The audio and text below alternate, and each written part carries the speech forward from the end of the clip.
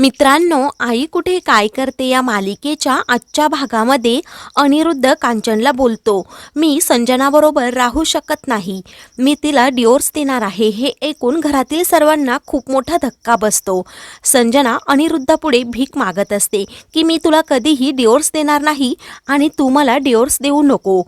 मात्र अनिरुद्ध तिचं अजिबात ऐकत नाही आणि मला तुझ्याबरोबर राहायचं नाही असं सांगतो. संजना खूपच रडत असते. तेव्हा ती रूममध्ये जात असताना आप्पांना सांगते, आप्पा तेवढं शेखरला तुम्ही समजावून सांगा. तेव्हा आप्पा हो बोलतात तर संजना लगेच तेथून जाते. सर्वजण खूप टेन्शनमध्ये असतात की अनिरुद्ध असा काय वागतो.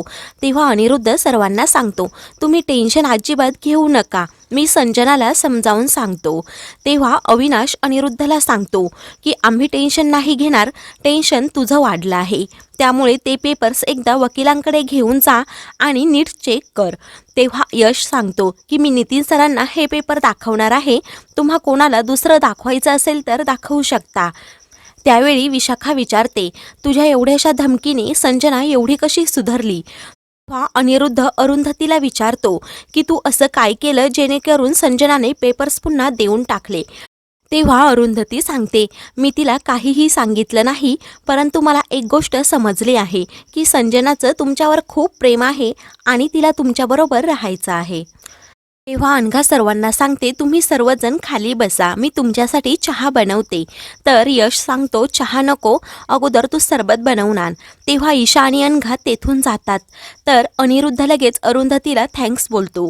तेव्हा अरुंधती, मी काही एक केलं नाही, बरं झालं संजनाने शहाणपणानेच हा प्रश्न मिटवला आणि मला खात्री होतीच की या बाबतीत तुम्ही घरातील सर्वजण एकत्र येणार आणि संजनाकडून घर पुन्हा घेणार. त्यानंतर अरुंधती अनिरुद्धला सांगते, तुम्ही पुन्हा एकदा विचार करा, एवढा टोकाचा निर्णय घेऊ नका, कारण घटस्फोट घेण्या इथपर्यंत काही गोष्टी घडल्या नाहीत आणि तसंही संजनाला तिच्या चुकीचा पश्चाताप झाला आहे, त्यामुळे तिला एक संधी तरी द्या, कारण अगोदरच सर्व काही एवढं घडून गेलं आहे. तेव्हा कांचन बोलते, त्या बाईचा काही भरोसा नाही. तर अविनाश बोलतो, मला समजतच नाही की संजनाने एवढी पलटी कशी खाल्ली. त्यावेळी अरुंधती सांगते, भाऊजी, कधीकधी आपण आपल्या हातातून सर्व काही गमावत आहे याची जाणीव माणसाला होतेच, म्हणून ती घरातील सर्वांना सांगते की संजनाला यापुढे तुम्ही टॉर्चर करू नका, कारण तिच्या मनावर परिणाम होईल, तिला वाईट वाटेल. तेव्हा विशाखाही सांगते, आई आप्पा, तुम्ही हयात असेपर्यंत हे घर तुमच्याच नावावर राहणार आहे.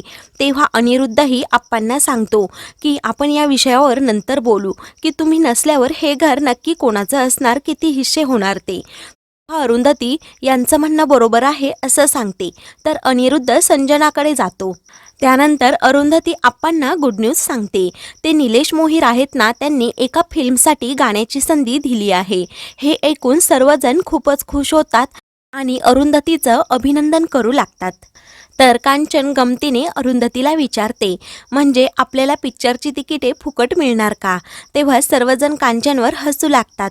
तर प्रीमियरची तिकिटे आता आपल्याला फुकट मिळणार असं खुश होत ईशा सांगते. तेव्हा यश सर्वांना सांगतो की मी आता जातो आणि पटकन सर्वांसाठी आईस्क्रीम घेऊन येतो. तेव्हा कांचन बोलते, यश मला मँगो आईस्क्रीम पाहिजे. तेव्हा आप्पा कांचनची गंमत करतात आणि तुझ्या भावाकडून अजून आंब्याची पेटी आली नाही, दिवसातून 4 वेळा कॉल करतेस, त्यांना सांग की लवकर आंब्याची पेटी पाठवून द्या. तेव्हा कांचन बोलते की आंब्याची पेटी पाठवल्यावरच त्याची मला आईस्क्रीम करून खायला घालणार का. तेव्हा सर्वजण पुन्हा हसू लागतात. तर कांचन माझा फोन खराब झाला आहे असं आप्पांना सांगते आणि नवीन फोनची डिमांड करते. तर आप्पा बोलतात, मी आत्ताच तुला साडी घेऊन दिली आहे, त्यामुळे आता फोन वगैरे काही भेटणार नाही. तर अरुंधती लगेच तिचा नवीन मोबाईल कांचनला देते आणि बोलते, हा माझा नवीन फोन आहे, तुम्हाला हा राहू द्यात, नितीन सर आणि त्यांच्या बायकोने मला गिफ्ट केला आहे. हे पाहून मात्र सर्वजण खूपच खुश होतात. तर अभि खूपच रागाने अरुंधतीकडे पाहत राहतो. तर अनघाचं लक्ष अभिकडे जातं, तिला खूप वाईट वाटतं. तेव्हा ईशा बोलते, आई तुझ्या एवढा छान फोन माझ्याकडे पण नाही. तेव्हा अरुंधती तुला घे असं ईशाला बोलते. तेव्हा यश ईशाच्या हातातून तो मोबाईल घेतो आणि सांगतो, तो फोन आईचा आहे ना, मग आईलाच राहू देत. तर अरुंधती सांगू लागते, अरे तो मोबाईल सायलेंट कसा करायचा ते पण मला धड जमत नाही, मग मी हा फोन कसा वापरू. आज अचानक वाजला, माझी किती धांदल उडाली. तेव्हा अभि सोडून अरुंधतीला फोन कसा वापरायचा हे शिकवत असतात. तेव्हा अभि सर्वांकडे खूपच रागाने पाहत असतो. तर यश अरुंधतीला सांगतो, या फोनमध्ये पहिला सेल्फी आपला काढायचा का? तेव्हा सर्वजण हो बोलतात. तेव्हा यश अभिला बोलवतो. तेव्हा माजोरडा अभि ऐकत नाही, तो आईस्क्रीम आणायला बाहेर जातो. तर बाकी सर्वजण एक छान सेल्फी घेतात.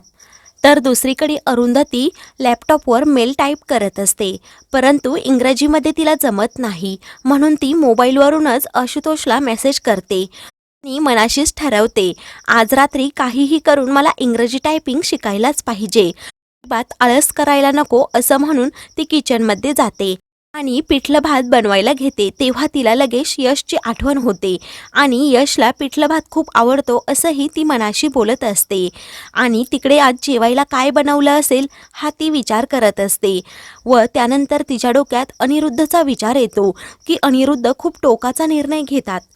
तेव्हा ती देवाकडे प्रार्थना करते की अनिरुद्ध आणि संजनाचं सर्व काही चांगलं व्हावं. दुसरीकडे अभि रूममध्ये विचार करत असतो. तेवढ्यातच अनघात येते आणि अभिला सांगू लागते की बरं झालं आज सर्व काही चांगलं झालं. आजी आप्पांचं टेन्शन गेलं. संजनाने पुन्हा ते पेपर्स देऊन टाकले. तेव्हा अभि चिडतो आणि बोलतो, माझा त्या बाईवर अजिबात विश्वास नाही. ती पूर्णपणे आता बाबांवर डिपेंड आहे. म्हणूनच तिने हा निर्णय घेतला असेल आणि घाबरली असेल. तेव्हा बाबा खरंच आता संजनाला डिवोर्स देतील का असं अनघा पुन्हा प्रश्न करते. अभि सांगतो, मला त्यांचं काहीच समजत नाही, परंतु मला इथे राहावंसं वाटत नाही. ह्या सर्व गोष्टींचा कंटाळा आला आहे. तेव्हा अनघा अभिला जरा शांत राहायला सांगते. तेवढ्यातच अभि तिला विचारतो की आपण दुसरीकडे राहायला जायचं का? हे ऐकून अनघाला आश्चर्याचा धक्काच बसतो. तेव्हा अनघा बोलते, परंतु मला ह्या घराची खूप सवय झाली आहे. मला इथे खूप छान करमतं. मी इथे सेटल झाले आहे आणि मी पहिल्यापासून अशाच भरलेल्या घरात राहिले आहे. त्यामुळे मी इथून कुठेही येणार नाही. आणि जर आपण वेगळं राहिलो तर आपण दिवसभर काय करायचं? आजी आप्पांचं पण खूप करावं लागतं. तेव्हा अभि सांगतो की दुसरं कोणीही ती जबाबदारी घेईल. आई सर्व जबाबदारी तुझ्यावर टाकून गेली.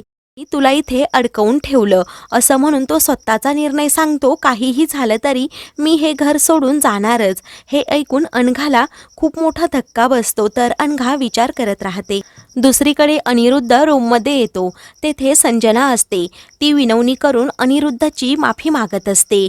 तेव्हा अनिरुद्ध बोलतो, तू आत्ता माफी मागते ते खरं आहे, परंतु 4 दिवसांनी तू पुन्हा वेड्यासारखं वागणार. साधं सरळ आयुष्य तुला कधीच जगता येत नाही. तुला हवं ते मिळवण्याची खूप हाव आहे. तुझा स्वभाव मला चांगलाच माहीत झाला आहे. त्यामुळे मला डिवोर्स पाहिजे आणि मी तो तुला देणारच असं अनिरुद्ध तिच्यावर चिडून बोलत असतो. मी तुला डिवोर्स देणारच नाही असं संजना सारखी बोलत असते. तेव्हा ते दोघांमध्ये खूप वाद होतात. तेव्हा संजना अनिरुद्धवर नको ते आरोप करू लागते आणि अरुंधतीबद्दल तुझ्या मनात पुन्हा प्रेम तर निर्माण झालं नाही ना असंही त्याला विचारते की तुमच्या दोघांचं अगोदरच ठरलं होतं की संजनाला फसवायचं. पुढे ती सांगते की मी अरुंधती नाही, तुला लगेच डिवोर्स देईल आणि जर तू असं करण्याचा प्रयत्न केला ना मी तुझं पूर्णपणे जगणं मुश्किल करून टाकेल असं ती अनिरुद्धला धमकावते. हे ऐकून अनिरुद्धला धक्काच बसतो. तर मित्रांनो, पुढील भागामध्ये अनघा अरुंधतीला भेटायला तिच्या घरी जाते आणि अभिचा निर्णय सांगते की अभिला घरापासून वेगळं व्हायचं आहे. आम्ही दुसरीकडे राहायला जाणार आहोत. हे ऐकून अरुंधती विचार करू लागते. तर मित्रांनो, अशाच मालिकेंचे पुढील भाग पाहण्यासाठी चॅनलला सबस्क्राईब करा.